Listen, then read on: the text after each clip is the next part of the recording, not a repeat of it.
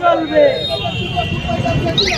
জিন্দাবাদ জিন্দাবাদ মানতে হবে দাবি মানতে হবে দাবি মানতে হবে কালিয়াচক ফুটপাত ইউনিয়ন জিন্দাবাদ জিন্দাবাদ জিন্দাবাদ ফুটপাত ইউনিয়ন জিন্দাবাদ জিন্দাবাদ জিন্দাবাদ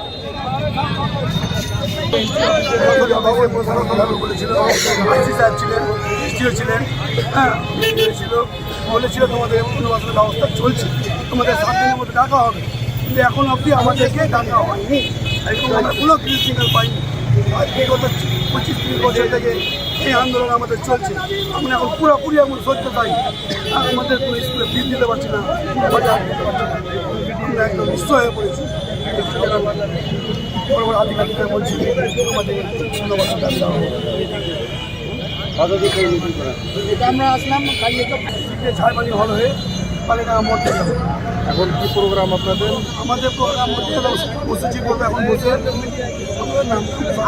আন্দোলন চলতে থাকবে। আমাদের দাবি দাবা চলতে থাকবে। আমাদেরকে এর আগে বিডিও সাহেব বলেছিলেন যে আমার কাছে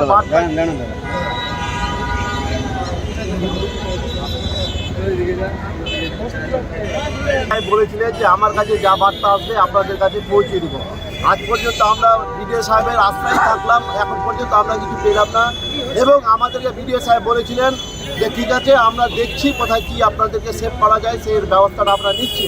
এখন পর্যন্ত আমাদেরকে নির্দিষ্ট জায়গা বলেনি। এবং দ্বিতীয় কথা হচ্ছে যে আমরা এর আগে আমাদেরকে বললো যে আপনারা সরিয়ে নেন, আপনার নিজের ইচ্ছেই আমরা সরিয়ে নিয়েছি। আমরা কোনো প্রশাসনিক কোনো বিরক্ত করিনি, কোনো করিনি, অস্থির করিনি। আমরা যেভাবে আমাদেরকে বলা হয়েছে সেইভাবে আমরা তুলে নিয়েছি।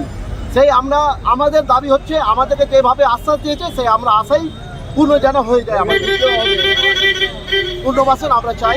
এর আগে আপনার দেখলাম আমাদের বহরমপুরে অধীর সাহেব এত ফুটপাথ ভেঙে দিল, আবার লাইন করে সবাই স্টল বদল করে দিল। আমাদের মালদা জেলার আপনার কি বলে কৃষ্ণনন্দন সাহেব যে লাইন করে ঘরগুলো দোকানগুলো সব স্টলভাবে করে দিল। তা আমাদের কালিয়াচকে সেইভাবে আমাদের পুনর্নির্বাচন আমাদের সেইভাবে যেন হয়ে যায়, এটাই আমরা কামনা করি। আপনার নাম? আমার নাম মোহাম্মদ খলিল শেখ, ঘাড়িয়ালদের পাশে গ্রামে মসজিদের সর্দার, এবং আমি একজন ছোট্ট ব্যবসায়ী।